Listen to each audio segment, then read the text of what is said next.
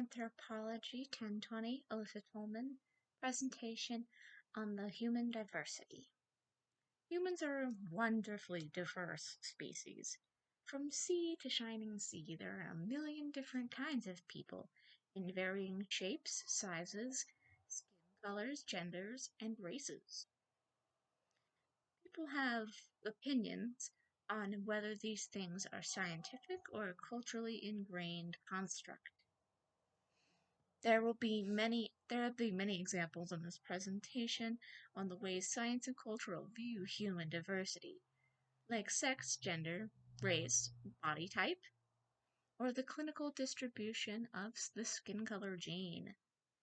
I will be discussing in my presentation, but focusing more on sex and gender, because that's just how it shook out.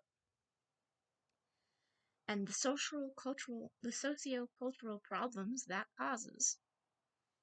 In the mainstream US today, gender is defined as the performance of masculine and feminine or somewhere in between, while sex is what we traditionally think as male, female, or intersex.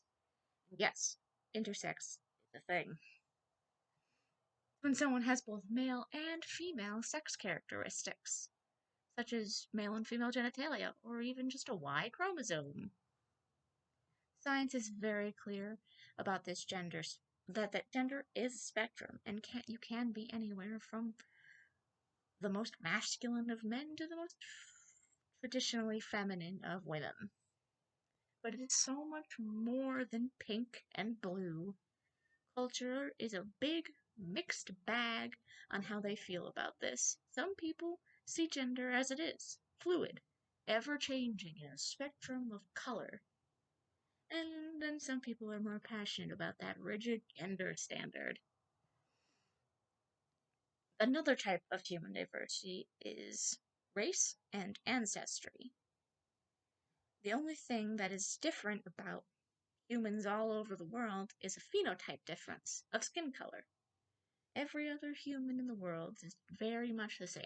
We all have one heart, two sets of lungs, one stomach.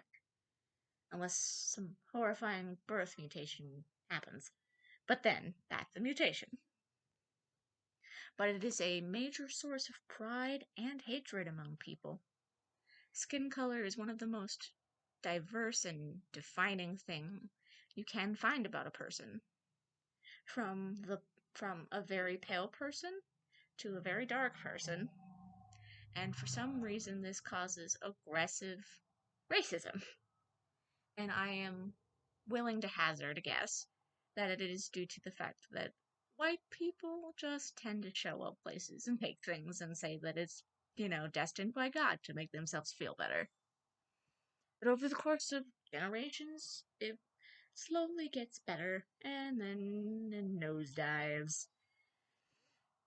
The source of major pride and hatred over the years, and current and past, is skin color. And I just don't quite understand why anyone seems to care. Race is still highly talked about, discriminated against by everyone the world over. Racism is not gone. That is just not a thing. And it's very sad. Another example is the sex chromosomes XX and XY.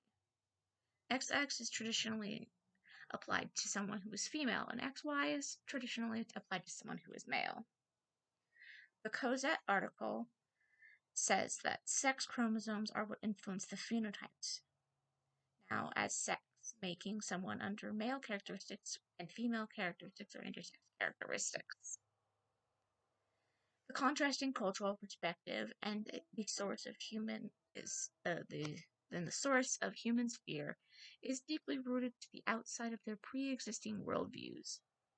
Gender has been one of the most defining things you can find about a person up until very recently. People always categorize three things when they first meet a person. One is race, the second is age, and the next is sex. But now that way of categorizing people in your head has become nothing more than a social construct, and this makes people who get easily confused, the elderly, a little concerned. But there's another type of diversity, body type. People who live closer to the northern hemisphere happen to be shorter and wider, and the people who live in the equator are longer and skinnier due to the dispersation of heat.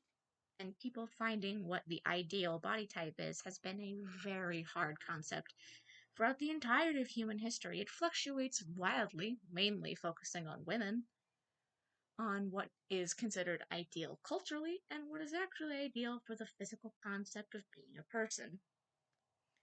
And it really all depends on what happens to be popular at the moment. And it is just hard to mix up with how scientifically bodies work. That is the end of my presentation. Thank you for taking the time to listen, and I hope you have a great day.